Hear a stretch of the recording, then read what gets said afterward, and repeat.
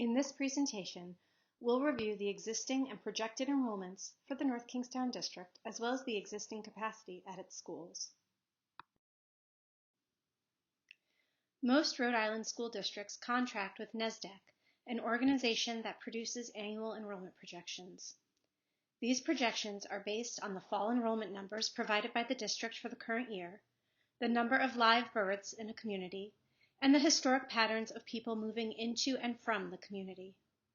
In the past 2 years, these projections have become much harder to pin down as the pandemic has had a destabilizing effect on many communities. Anecdotally, the district has also reported that NSDEC often underestimates enrollment projections in its forecasts for the district. For that reason, Flow Analytics was brought in to provide a more in-depth look. In addition to looking at the current year enrollment, live births, and historical patterns, Flow's team also met with the North Kingstown Planning Department to gain a better understanding of housing demand in the area. New housing stats can often indicate new growth in a school enrollment, but it is important to understand the types of housing being constructed. For example, if the proposed new construction is intended to be for a 55-plus community, then it would not likely contribute to the overall enrollment forecast in a significant way. Using this methodology, Flow produced 3 enrollment projection scenarios: a high, a middle, and a low, with the middle forecast being the scenario that the team had the most confidence in. It is important to note that, while Flow's analysis provides a 10-year look at enrollments, RIDE regulations require districts to plan to the 5-year projections. As you can see from this chart, the high and medium scenarios both show North Kingstown district-wide enrollments growing, while the low scenario shows them more or less holding steady. Looking at what's responsible for this increase, we see that there's been a recent uptick in residential construction, with more planned for the future. This map shows roughly 1,200 additional single-family and multifamily units planned between now and 2032. This is expected to lead to an increase of 368 additional students in the North Kingstown School District. Additionally, birth rates have steadily risen since 2011. As more people move into the district, there is an expected increase in births after 2021, which will correlate to an increase in kindergarten enrollment 5 years later. Tied closely to the concerns surrounding enrollment projections is building capacity.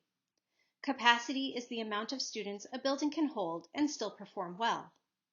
When a school becomes overcrowded, resources can be spread too thin, distractions become more disruptive to student learning, and in severe cases, safety can be impacted. School capacity can be calculated in 3 ways: functional, aspirational, and LEA reported. Functional capacity is a simple count of the number of teaching stations or classrooms and assumes a standard number of students for each space. Aspirational capacity looks at the application of RIDE space standards recommended square footage per student and determines the number of students that should fit within a given classroom based on its physical size. LEA reported capacity is based on a district's own calculation methodology. It is often based on factors such as teacher labor contracts with the district, teaching practices, scheduling, or other factors unique to that district. For planning purposes, it is ideal to use the LEA reported capacity as the primary metric, while still analyzing the aspirational and functional capacities so as to provide some baseline metrics. This chart shows the total functional, LEA reported, and aspirational capacities for all North Kingstown facilities, marked by the solid horizontal lines compared with the enrollment projections, shown as the dashed lines. Looking at the aggregated capacity across the district, we can see that, for the preferred medium forecast, the district has enough capacity to meet the total overall need.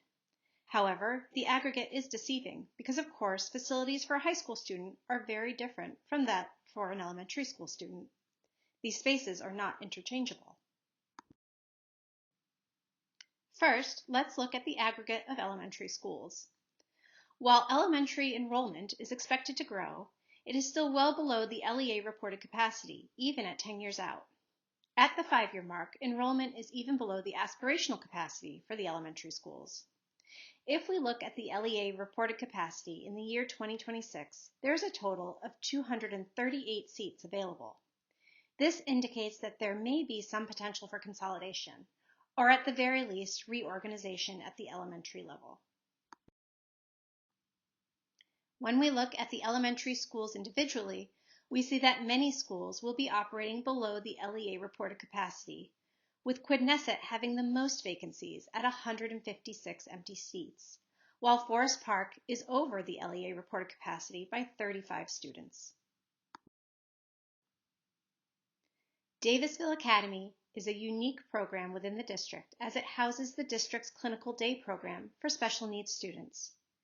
If the program continues to operate at Davisville Academy, there will be plenty of room.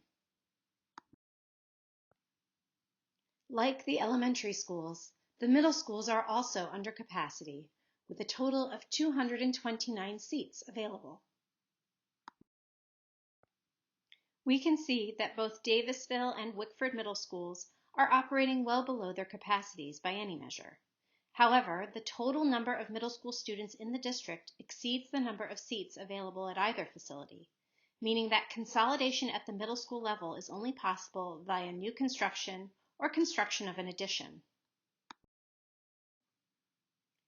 The projected enrollment for the high school shows that for the next 5 years, the school should be able to accommodate projected enrollments. However, it's worth keeping an eye on enrollments as we get closer to the 10-year mark, as they may creep towards the building's capacity. In conclusion, enrollment projections are showing an increase in school enrollments in North Kingstown over the next 10 years.